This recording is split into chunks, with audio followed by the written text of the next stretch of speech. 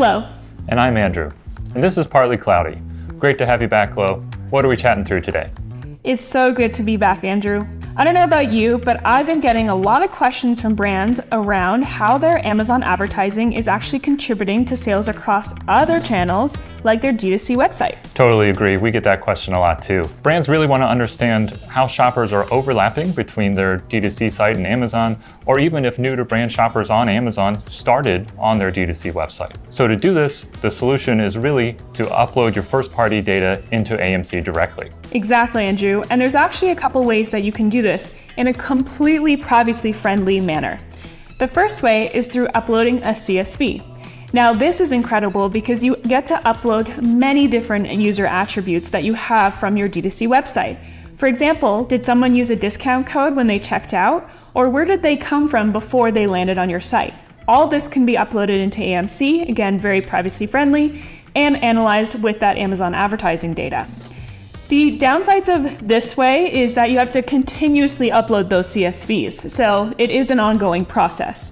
But you do get to upload a year's worth of data if you have that, and you can analyze from the get-go a year's worth of that Amazon and D2C website data. The other way to do this, Andrew, is through something called the Amazon ad tag. Now, this is incredible because once this Amazon ad tag is implemented into your website, it continuously tracks these insights. You never have to touch it again. But there is a downside that you do need a little bit of engineering effort to add this Amazon ad tag into the website. But again, once it's done, then it's done. And you only get data from the date that you actually implemented the Amazon ad tag. In that case, I would implement it right away if you want to use this option, so you can get as much data as you possibly can. And additionally, there are some restrictions on the amount of data or touch points that a user has versus the CSV. You get so many different touch points that you can upload. Once you've brought that data into AMC, there are a few different ways you can use it. First use case is looking at overlap shoppers. This is when brands can look at shoppers that are browsing their website or purchasing on their D2C site and comparing that to where they interact with D2C and where they interact with Amazon. If the overlap is high, brands can look at the new to brand metric on Amazon to see if that consumer that was considered new to brand on Amazon actually originated from their D2C site. That's really, really cool, Andrew. And I think another great use case is something that we've actually talked before on previous episodes, is calculating your customer acquisition cost and long-term value. So how is this different with D2C data? Well, before when we were calculating this, we were only calculating based on Amazon.com shoppers. But now, once we've uploaded that D2C data, this provides a totally holistic view of those shoppers who've purchased. So your customer acquisition cost actually might be lower than you've been thinking it is, and your long-term value actually might be higher. So that's really interesting. Totally agree, Glow. Looking at the whole picture is a really good way to get better insights. Another way to do that is looking at the path to purchase. A consumer may be viewing a Prime Video ad that has creative that drives to a brand's D2C, and then the brand can look at their D2C data within AMC and compare, does that message track actually drive them to D2C, or does that drive shoppers to Amazon? And they can look at the deltas between the two. It's a great way for brands to look at different creative types that might perform better.